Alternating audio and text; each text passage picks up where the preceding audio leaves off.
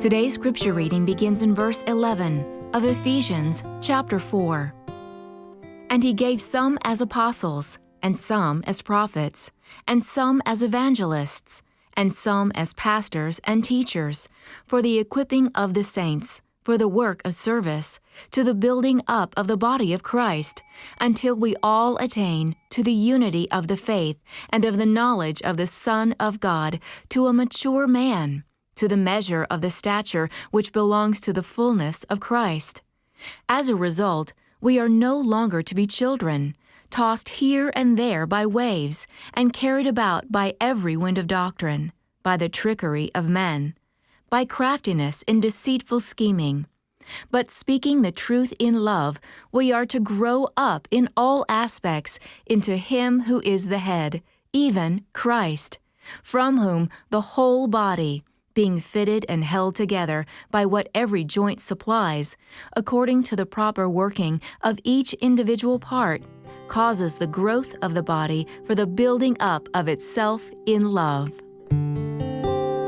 Unfortunately, it's fairly easy to coast through the Christian life without thinking too deeply about the essentials of our faith.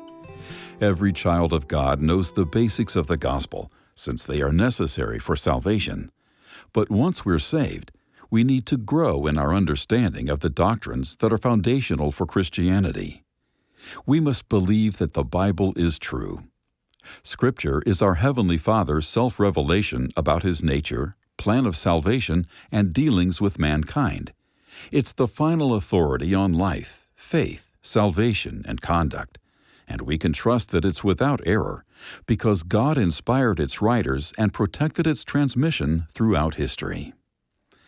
There is only one God who expresses Himself in three persons: Father, Son, and Spirit. The concept of the Trinity is supported in numerous scriptures, including Jesus' baptism, when all three were present, and the Great Commission, in which we're told to make disciples and baptize them in one name, that of the Father, Son, and Holy Spirit. The Lord is the Creator of all things. As His creatures, we exist for Him and through Him, and He has authority and power over us. God is not simply a greater version of us. He is in a totally different category, because He is self-existent and the source of life. We, on the other hand, are dependent upon Him for our next breath. These three essentials keep us grounded in the truth. If we doubt them, we will find ourselves deceived by other doctrines.